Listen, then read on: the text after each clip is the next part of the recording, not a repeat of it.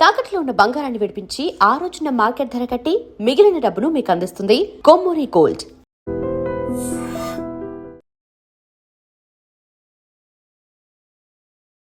నమస్కారం, welcome to iDream. ధర్మ మార్గం విత్ విజిత కార్యక్రమానికి స్వాగతం.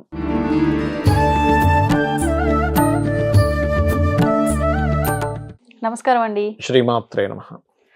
మాఘ పౌర్ణమి రోజు ఆచరించే విధానాలు ఏంటి? ముఖ్యంగా ఈ మాఘ పౌర్ణమి రోజు ఎటువంటి విధానాలు ఆచరిస్తే బాగుంటుందో తెలియజేయండి. తప్పకుండా అండి. చంద్రుడికి కళలోను ఉంటాయి, 16 కళలోను ఉంటాయి చంద్రుడికి. ఒక్కొక్క పౌర్ణమికి కొన్ని కళలు రిలీజ్ అవుతుంటాయి చంద్రుడిలో. మాఘమాసంలో పౌర్ణమి వచ్చినప్పుడు ఉన్నటువంటి కళలు ఏంటంటే ఆరోగ్యాన్ని ఇచ్చేది, కీర్తిని ఇచ్చేటువంటి కళలు రిలీజ్ అవుతాయి చంద్రుడి నుంచి. ఒక్కొక్కప్పుడు ఒక్కొక్కటి ఉంటుంది. ఒక్కొక్క రాశిలో కూడా ఆరోగ్యం. చంద్రుడు ఎక్కడున్నాడు? సింహరాశిలోకి ఎంటర్ అవుతున్న చంద్రుడు కదా. మఖా నక్షత్రం, మఘా నక్షత్రం మీద పౌర్ణమి ఏర్పడింది కాబట్టి మాఘ పౌర్ణమి, అంతే కదా.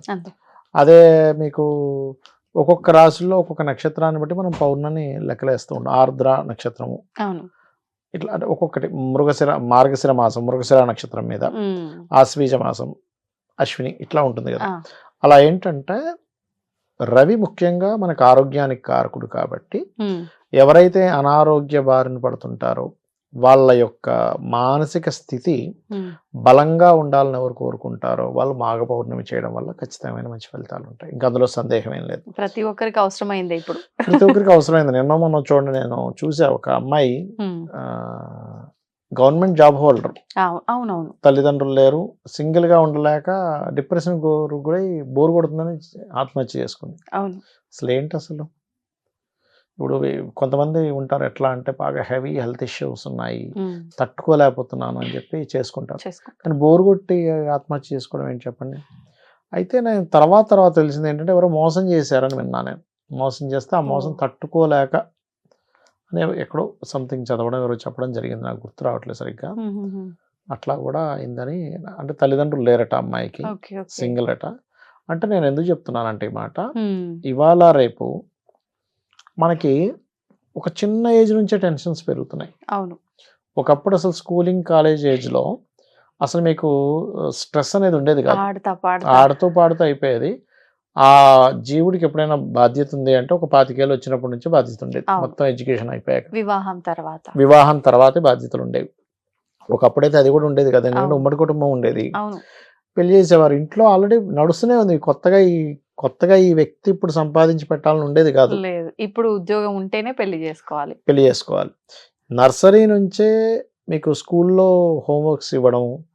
అంటే ఏమైపోతుందంటే ఒక ఏజ్ తర్వాత రావాల్సిన బాధ్యతలు స్కూలింగ్ ఏజ్ నుంచే వచ్చేసరికి ఏమైపోతుందంటే, స్కూలింగ్ ఏజ్ నుంచే స్ట్రెస్ వచ్చేసరికి ఒక ఏజ్ వచ్చేసరికి ఏంటి నా జీవితం అంతా స్ట్రెస్, నా చదువుకునేటప్పుడు స్ట్రెస్, ఉద్యోగం చేస్తుంటే స్ట్రెస్, పెళ్ళైతే స్ట్రెస్, అన్ని స్ట్రెస్ అయినా అనిపిస్తుంది, విరక్తి వస్తుంది. అయితే ఈ స్ట్రెస్ కారణం ఏమిటి అంటే రియాలిటీలోకి మనం వెళ్ళకపోవడం. ఎప్పుడైతే రియాలిటీలోకి మనం వెళ్ళమో స్ట్రెస్ పెరుగుతూ ఉంటుంది. అంటే ఏంటి రియాలిటీ అంటే ఏంటంటే సత్యాన్ని మనం అర్థం చేసుకోవడం. ఇప్పుడు ఒక పిల్లవాడే ఎగ్జాంపుల్ హోంవర్క్ ఇచ్చారు, రాయలేదు, స్కూల్కి వెళ్ళాలంటే స్ట్రెస్. అదే రాస్తే ఆనందంగా వెళ్తాడు, లేకపోతే బుక్ ఎక్కడో కింద పెడతాడు, ఈ బుక్ టీచర్ చూడకపోతే బాగున్నాడు. మన చిన్నప్పుడు అందరూ ఇలాంటివన్నీ జరిగాయి, మర్చిపోయామని.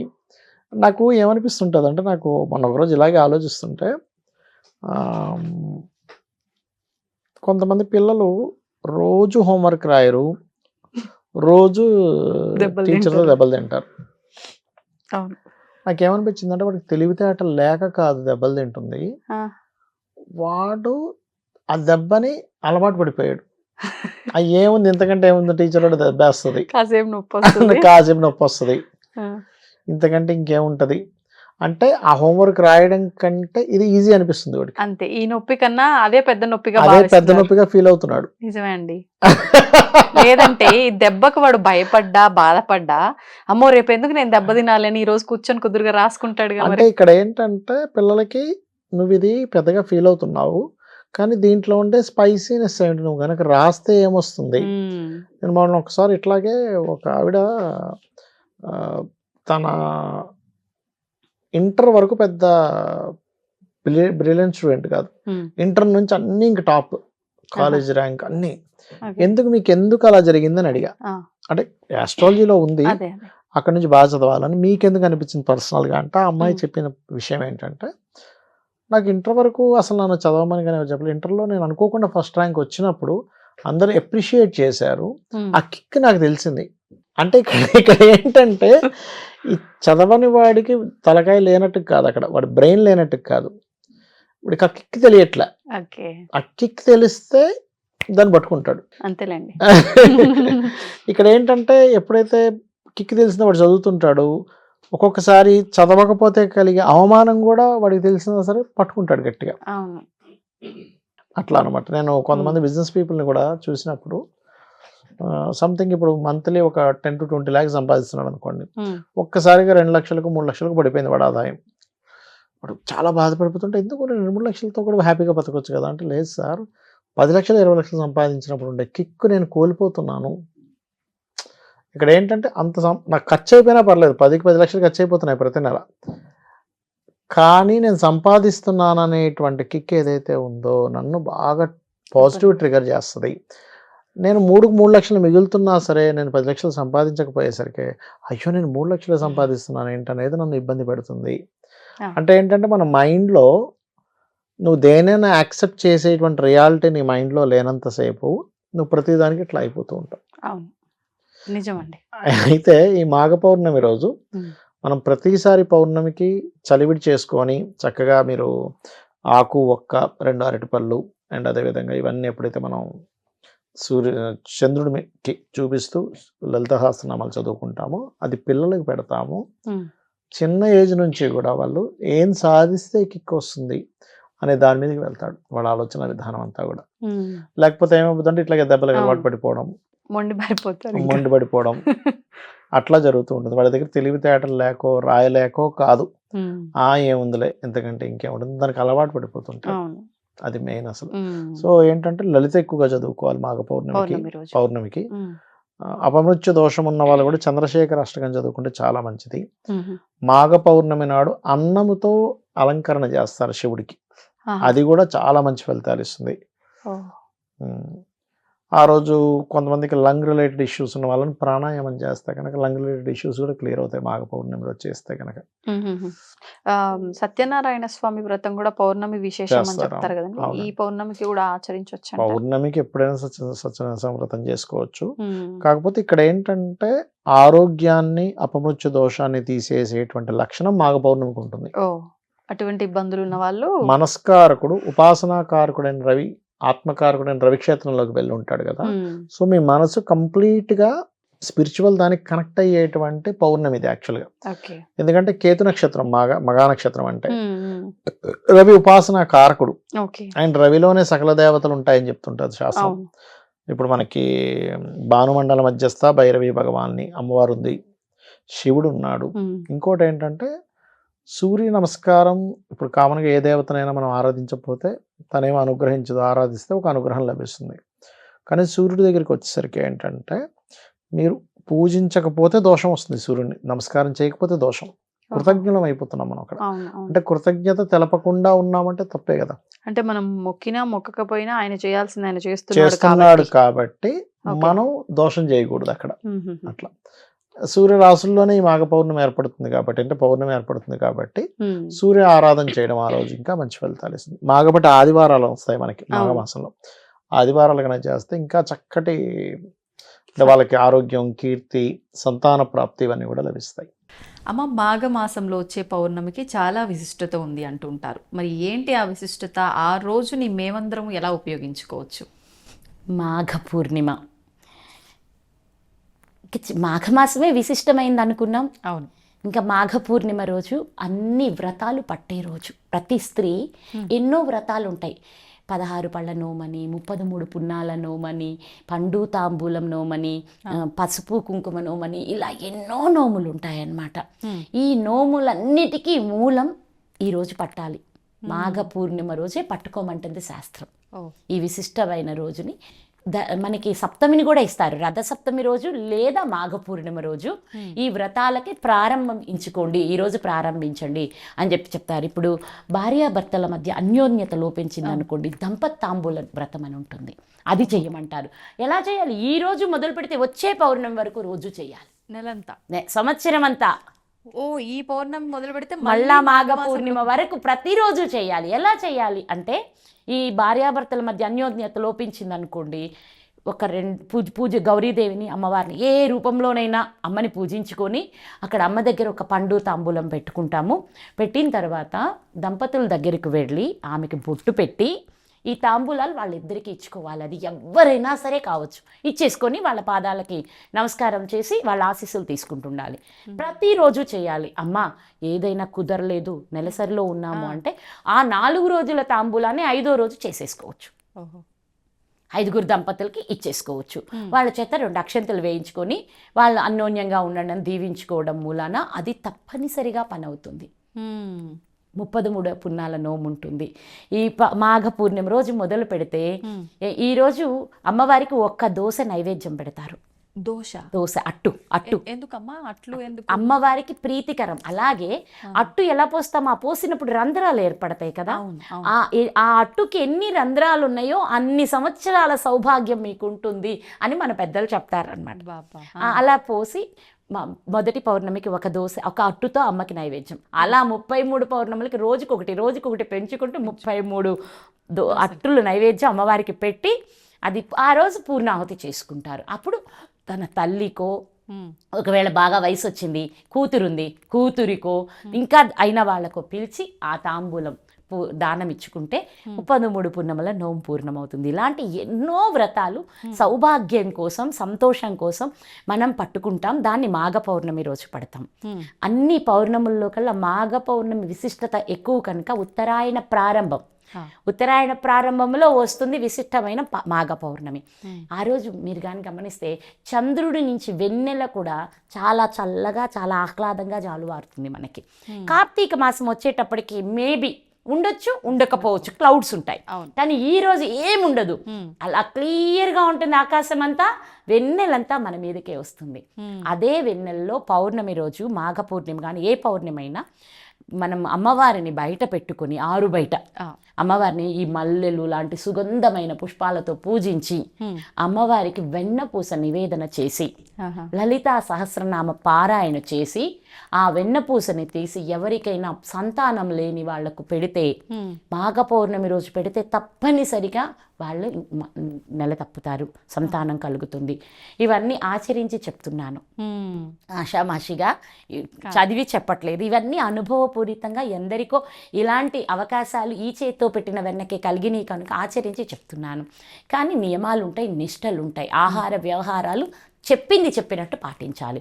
మరి మీకు ఒకటి కావాలంటే మరి మీరు చెప్పింది వింటేనే, ఊరికి మేము అలా ఉంటాం, దేవుడి గుడికి వెళ్ళి ఏదో కొబ్బరికాయ కొట్టి ఇసిరేసాం వెళ్ళిపోయామంటే ఎలా దొరుకుతుంది? దేవుడి గుడికి వెళ్ళాము అంటే కఠినమైన మన హృదయాన్ని అత్యంత సున్నితం చేసి ఆయనకి సమర్పించుకొని ఆయనకి దాసానుదాసులమని శరణు వేడితేనే మన కోరికలు నెరవేరుతాయి. అందుకని ఊరికనే వెళ్ళాము, చూసాం. ఇంకా కొత్తది ఒకటి ఉంటుంది, ఈ దర్శనాలకు వెళ్తారు ఈ పిచ్చి తల్లులు అందరూ, అమ్మాయిలు అబ్బాయిలు అందరూ, మేము అక్కడికి వెళ్ళి వచ్చాము ఇక్కడికి వెళ్ళి వచ్చామని దాన్ని ఇంకా చెప్పుకోవాల్సిన అవసరం ఏం లేదు. హాయిగా వెళ్ళామా, దర్శనం చేసుకున్నామా, ప్రశాంతంగా ఆనందాన్ని మనలో నింపుకున్నామా అంటే చెప్తే ఫలితం ఉండదా అమ్మా? అదే కదా నాన్న, ఎందుకు అనవసరం ఎనర్జీని అందరికీ పనిచేసి వదిలేసి రావడం ఎందుకు? అక్కడ వర్డ్స్ అంటే ఏమనుకుంటున్నారు? శక్తి. ఇప్పుడు నేను మాట్లాడుతున్నాను అంటే ఈ మాటల ద్వారా శక్తి వినే వాళ్ళందరికీ వెళ్తుంది. ఆ ఊరికనే మాట కాదది, మాట అంటే అది గొప్పదైన ఎనర్జీ. ఎక్కడ పరా పశ్యంతి మధ్యమ వైఖరి అంటూ మూలాధారం నుంచి మొదలుకుంటే ఇక్కడ విశుద్ధి దగ్గరికి వచ్చి డెలివరీ అవ్వడానికి 4 దశల్లో ఎనర్జీ డెలివరీ అవ్వాలి. మాట రావాలి అంటే ఊరిక రాదు వాక్కు.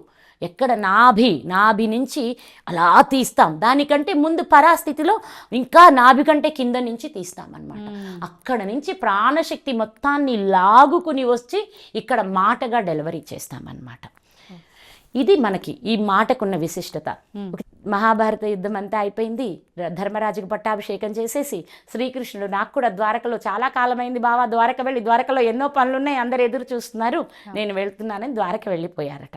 వెళ్ళిన తర్వాత ధర్మరాజు గారికి తీర్థాలు, పుణ్యక్షేత్రాలు, తీర్థయాత్రనికి వెళ్ళి పుణ్యక్షేత్ర దర్శనం చేసుకోవాలి అని కోరిక కలిగిందట. కలిగితే ఇంకా వాళ్ళతోటి వీళ్ళతోటి కాకుండా ఈయనే వెళ్ళి, బావా మేము ఇలా వెళ్తున్నాము, మీరు కూడా మాతో ఉంటే ఎంతో ఆనందంగా ఉంటుంది, మనందరం కలిసి వెళ్ళి తీర్థయాత్రలు చేసొద్దాము అని చెప్పి అడిగాడంట. శ్రీకృష్ణ భగవానుడు, బావా నాకు ఇంకా కొంచెం పనులున్నాయి, పనులు అవ్వలేదు, నా తరఫున మీకు ఇదిగోండి ఈ గుమ్మడికాయని ఇస్తాను, ఈ గుమ్మడికాయని నేనే అనుకొని తీసుకువెళ్ళండి, మీరు ఏ ఏ నదుల్లో మునిగారో ఆ అన్ని నదులలో ఈ గుమ్మడికాయకి స్నానం చేయించండి, మీరు ఏ ఏ దేవాలయాల్లో దర్శనం చేసుకున్నారో ఆయా దేవాలయాల అన్నింటికి గుమ్మడికాయని కూడా దర్శనం చేయించండి, దేవుళ్ళని గుమ్మడికాయ కూడా చూపించండి, అన్నిటికీ గుమ్మడికాయకి స్నానం అవ్వాలి, దర్శనం అవ్వాలి, తీసుకురండి బావా అని గుమ్మడికాయ ఇచ్చి పంపించాడు. అన్ని తీర్థయాత్రలు చేసుకొని క్షేమంగా అందరూ తిరిగి వచ్చారు. మనకి పూర్వకాలంలో ఇలా వెళ్ళొస్తే ఇంటికి వచ్చిన తర్వాత అన్న సంతర్పణ చేయటం ఒక ఆచారంగా ఉండేది.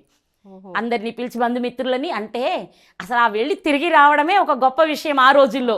అందుకని చెప్పి క్షేమంగా వచ్చినందుకు ఆనందంగా అందరూ కలిసి భోజనాలు చేసుకుంటారనమాట. మళ్ళా బావ కబురిపోయింది, బావా భోజనం కనీసం అన్న సంతర్పణకు అన్నారండి. సరే వస్తానని కృష్ణ భగవానుడు వచ్చాడు. బావా ఇదిగోండి మీరు ఇచ్చిన గుమ్మడికాయ. అవునా, అన్ని క్షేత్రాలు తిరిగిందా, అన్ని తీర్థాలు మునిగిందా, అన్ని దైవ దర్శనాలు అయింది, సంతోషం. ఇక దీనిని పగలకొట్టి వంట చేసి ఈరోజు అన్నదానంలో అందరికీ వడ్డించేసి అని చెప్పాడు ఈయన. ఆనందంగా వంట వాళ్ళకి కోసారు, దీనికి రకరకాల అన్ని ఎక్కువ ఇంగ్రీడియంట్స్ కూడా యాడ్ చేసి అత్యంత రుచిగా వంట చేసేసారు వంట వాళ్ళు. వడ్డించడం ప్రారంభమైంది, అంతా వడ్డించారు. గుమగుమలాడుతోంది ఈ గుమ్మడికాయ కూర. అందరూ ఆత్రంగా ఇట్లా తీసి నోట్లో పెట్టుకోగానే చేదు కూర, పుప్పు అని అందరూ గుమ్మడికాయ కూరను ఉమ్మేసేసారట. ఎందుకనమ్మా? విపరీతమైన చేదు వచ్చిందట గుమ్మడికాయ. అంటే అప్పుడు అందరూ ఈయన ధర్మరాజు కృష్ణుడి వైపు చూస్తే, ఏంటి బావా ఇన్ని క్షేత్రాలు తిరిగిందే, ఇన్ని నదుల్లో మునిగిందే, ఇందరు దేవతల దర్శనం చేసుకుందే, అయినా దీనిలో చేదు ఇంకా పోలేదా అని అడిగాడట. చెప్పండి, మీరే చెప్పండి ఏమడిగాడు అంటే, మనం ఇన్ని తిరిగినా మనలో గుణం మారకపోతే ఎన్ని యాత్రలు చేసినా ఏమి లాభం రా, మీరందరూ పొయ్యొచ్చారే కానీ మీలో గుణాలు మారలేదు, మీరు మారడానికే, అంటే మీ తత్వం, మీ గుణం, మీ బుద్ధి అన్నీ మారడానికి రా ఈ దర్శనాలు ఇవన్నీ చేసేది అని చెప్పారు. కాబట్టి ఏంటంటే ఇక్కడ మనకి ప్రధానం ఏంటంటే మనలో మార్పు, మనం ఏ సద్గుణాన్ని మనలో పెంపొందించుకొని ఇక్కడికి వచ్చాము అని చెప్పేదన్నమాట. కనుక ఏ పూజ చేసినా, ఏ దైవ దర్శనానికి వెళ్ళినా, ఏ ఉపాసనలు చేస్తున్నా రహస్యంగా చేయమన్నారు మన గురువులు. అంతేగాని మేము ఇది చేస్తున్నామని ఆర్భాటాలు ప్రదర్శించకండి అని చెప్పారు. అలా చేయడం ద్వారా తప్పనిసరిగా సత్ఫలితాలు వస్తాయి. ఇప్పుడు ఇందాకెటు అనుకున్న మాఘ పూర్ణిమ రోజు కానీ లేదా కార్తీక పూర్ణిమ రోజు కానీ నేను చెప్పే ఈ పూజ ఆచరించడం ద్వారా ప్రతి వ్యక్తిలోనూ ఎంతో అద్భుతమైన సత్ఫలితాలు ఏర్పడతాయి. ఈ పూజా విధానం ఒకసారి మనం చెప్దాం.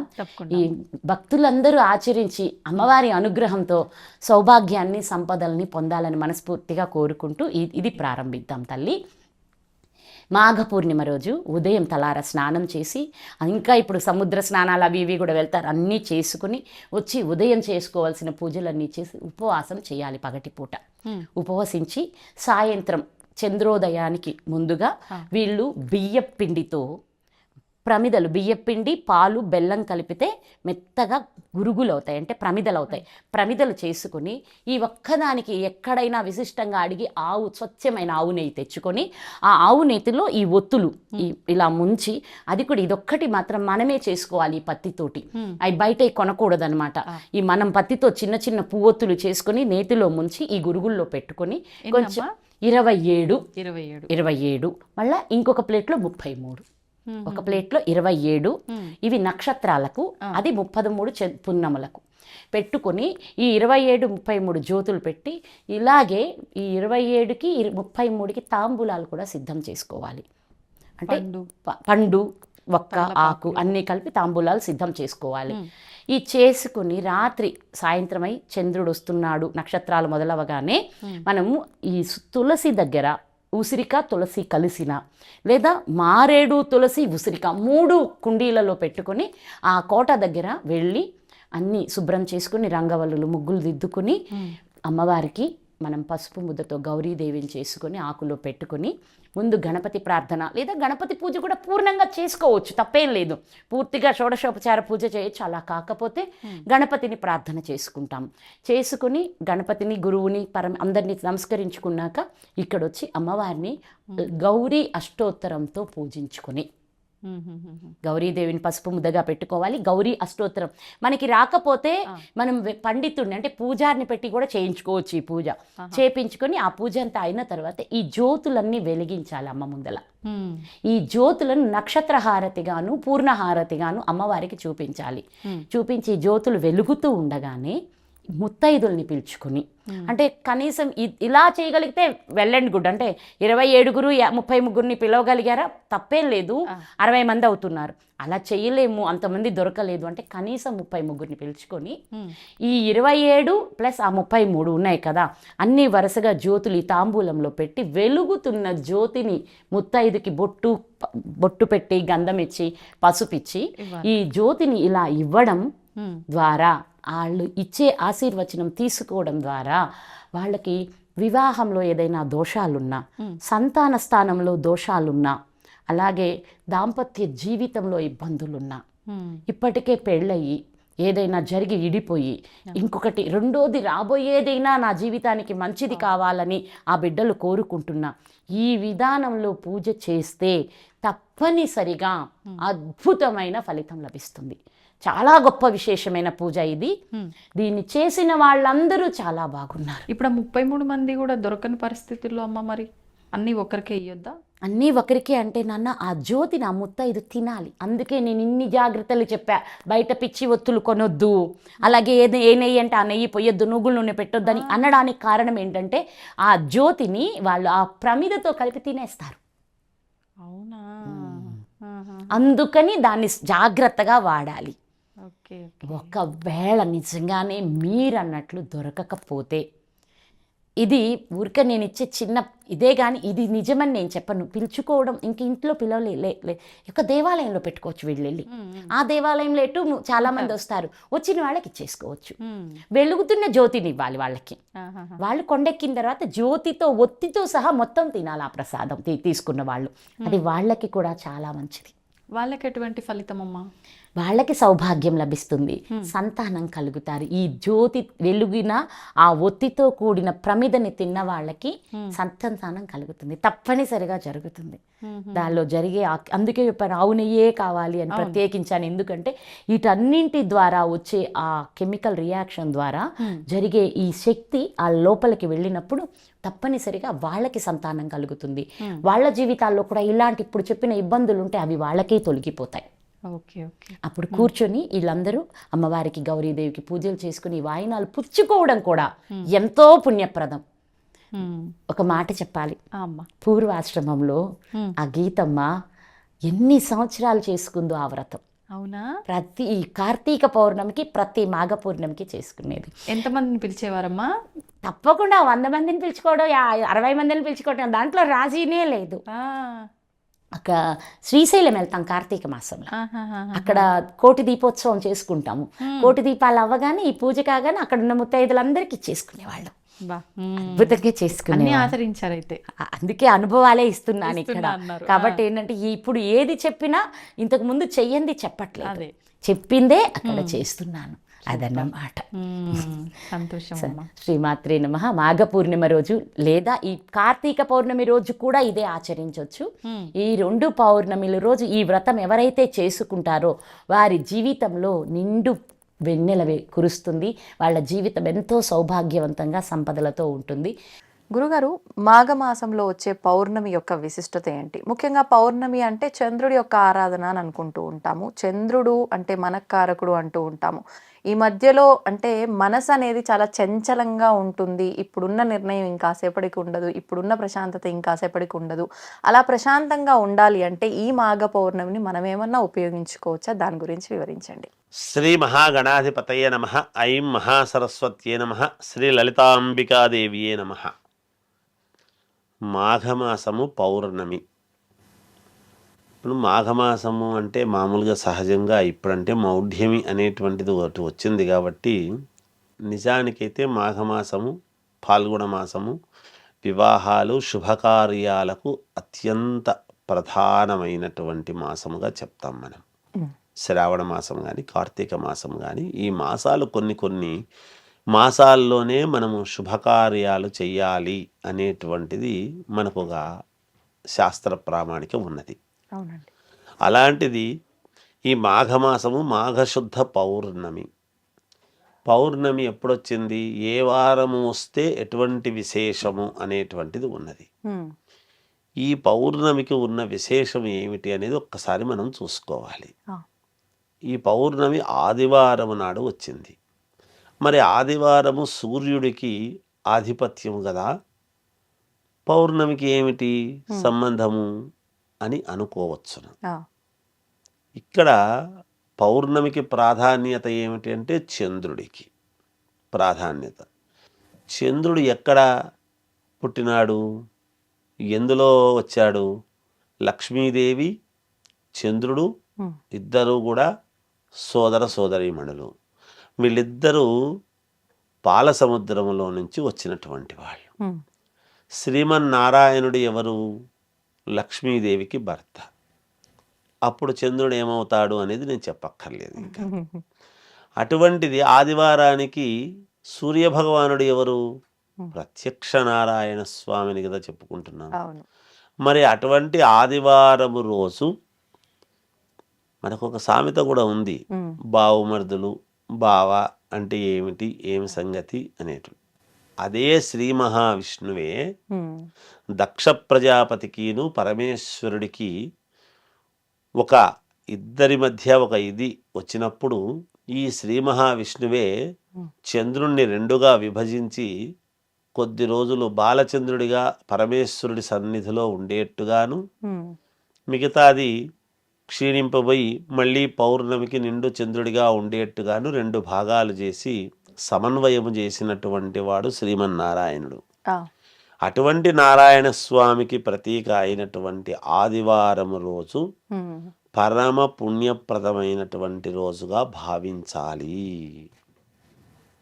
ఈ పౌర్ణమి. అందుకనే ఈ పౌర్ణమి నాడు ఎక్కువగా సత్యనారాయణ స్వామి వ్రతం, సత్య అనేటువంటిది ఎందుకు అనుకుంటున్నాము? సత్యనారాయణ అంటే యథార్థము, నిజం. సత్యం అంటే ఏమిటి? యథార్థం, నిజం. అవునండి. అనేటువంటిది దాని అర్థాలు. అందుకే సత్యనారాయణ స్వామి వ్రతం చేస్తున్నాము అంటే మనకు అనేక రకాల ఫలితాలు మేలు జరుగుతుంది. పూర్వము రాజులు కానీ యుద్ధం సంభవించినప్పుడు వ్రతం చేసి బయటికి వెళ్ళేవాళ్ళు. ఈ యుద్ధం గెలవాలి, కోర్టులో ఏదైనా ఇబ్బందులు ఉన్నాయి అంటే ఈ సత్యనారాయణ స్వామి వ్రతం చేసి వెళ్ళటం అనేటువంటిది జరిగేది, కోర్టుకు విజయం లభించేది. ఎందుకు? మనఃకారకుడు చంద్రుడు. ఇందాక మీరు ప్రశ్నలోనే వేశారు. మనకు ఇబ్బంది కలుగుతుందేమో అని మన మనస్సుతో ఉంటుంది. ఈ ఇబ్బంది నేను ఎలా దాటగలను అనేటువంటి బాధ మన మనస్సుకుంటుంది. ఇబ్బంది చేసేవాడు కూడా మనల్ని చూసి దైవం మానుష రూపేణ అన్నది అందుకే కదా. ఎదటి వాళ్ళ మనసులో ఇబ్బంది పెట్టకుండా పోని వాళ్ళకి ఏదో మేలు చేద్దాం అని మనకు అనుకూలముగా ఏర్పడేదానికి వీలవుతుంది భగవంతుడు. మనం అందుకనే భగవంతుణ్ణి ఇక్కడ ఆరాధన చేస్తే అక్కడ మనకు ఫలితాలు. ఇక్కడ మనం ఇంట్లో పూజ చేసుకుంటే ఎక్కడో మనకేం కలుగుతుంది అంటే చెట్టుకు మొదల్లో నీళ్లు పోస్తే కాయలు పైన కాసినట్టుగా. అంతే కదా? అంతే అండి. అందువలన అలా ఈ పౌర్ణమికి సత్యనారాయణ స్వామి వ్రతం అనేటువంటిది గనక చేసుకుంటే, ఎప్పుడు చేసుకోవాలి? అందరూ ఉదయం పూట చేస్తుంటారు. అవును గురుగారు. వీళ్ళు పొరపాట్లు చేస్తున్నది అక్కడే. మనం ఏదైనా ఉదయం పూట చేసేద్దాము, అందరూ వస్తారు, భోజనాలు చేస్తారు, వెళ్ళిపోతారని మన సౌకర్యం కోసం మనం చేస్తున్నాము తప్ప, భగవంతుడి యొక్క అనుగ్రహము పరిపూర్ణముగా కావాలి అని చేసుకునేటువంటి సమయం ఏమిటి అంటే సంధ్యా సమయము, సాయంకాలం అన్నాడు. ఉదయము నుంచి సాయంకాలం వరకు కూడా ఏదైనా అల్పాహారముగా తీసుకుని, సాయంకాలం ఉదయం స్నానము చేసి, సాయంకాలం మళ్ళీ స్నానము చేసి, రాత్రి ప్రారంభ కాలమున అంటే చంద్రుడు ఉదయిస్తున్న సమయములో ఎప్పుడైతే మనం చేస్తామో, ఎందుకు చంద్రుడు ఉదయించే సమయంలో ప్రారంభం చేయాలి సత్యనారాయణ స్వామి వ్రతం అంటే? ఇప్పుడు మన ఇంటికి ఎవరైనా మనకు ముఖ్యులు వస్తే రండి రండి రండి అని స్వాగతం పలుకుతామా లేదా? అలా ఆయన సంధి సమయంలో సాయంకాలము చంద్రుడు ఎప్పుడైతే వస్తున్నాడో పైకి, ఆ సమయంలో మన మనస్సు ప్రశాంతతగా ఉండి చేసుకోవటానికి ఒకటి గోధూళి వేళ, లక్ష్మీ సంచార సమయము కాబట్టి. అందుకే ఒక ఇంటికి, ఒక అక్క ఇంటికి పెళ్ళయిన తర్వాత తమ్ముడు వస్తున్నాడు అంటే ఎంత సంతోషిస్తుంది. నా తమ్ముడు వస్తున్నాడు, నా తమ్ముడు వస్తున్నాడు, లేదా మా అన్న వస్తున్నాడు, మా అన్న వస్తున్నాడు అని చాలా ఒక 10 సార్లు చెప్తుంది ఆ స్త్రీమూర్తి. ఈరోజు మా తమ్ముడు వస్తున్నాడు, తమ్ముడు వస్తున్నాడని. ఆ రక్త సంబంధం. అలాగే ఆ లక్ష్మీదేవి యొక్క సంచార సమయము, ఇక్కడ చంద్రుడి యొక్క అనుగ్రహము, సోదర సోదరి భావం కదా. అందువలన అది మనకు మేలు జరగటానికి ఇక్కడ లక్ష్మీ సత్యనారాయణ స్వామి కదా, రమా సత్యనారాయణ స్వామి పేర్లు వేరు, లక్ష్మీనారాయణ స్వామి కదమ్మా అంతా. అందువలన ఎప్పుడైతే ఆ సత్యనారాయణ స్వామి వ్రతం సాయంకాలం పూట చేసుకుంటామో ఖచ్చితముగా మేలు జరుగుతుంది. మనకన్ని వ్రతాలు పూజలు ఇవే ఉన్నాయి, వీటి వల్లనే మేలు జరుగుతుంది. ఇవి చేసుకుంటే మిగతాటివి ఏమి చేసుకోనక్కర్లేదు. కాకపోతే చేసుకునేటప్పుడు అమ్మవారు ఎలా అయితే మనము పటములో ఉన్నదో అలా అలంకరించుకొని స్త్రీమూర్తి కూర్చోవాలి. భర్త అనేటువంటి వాడు భూషణ భీషణాలు ఏమీ లేకపోయినా పర్వాలేదు, ఉంగరాలు, గడియారాలు, కంకణాలు, భుజకీర్తులు లేకపోయినా ఊరికే ఉత్తరయం వేసుకొని కూర్చోవచ్చును గాక. భార్య మాత్రం అలా కూర్చోకూడదు. ఆమె నగలు అన్నీ పెట్టుకునే ఉన్నంతలో. మరి లేని వాళ్ళు ఇలా గురువు గారు మాకు లేవు కదా అనుకోవచ్చు. లేనిది అమ్మవారికి తెలుసు కదా లేవని. ఉండి పెట్టుకోకపోతే తప్పు కదా.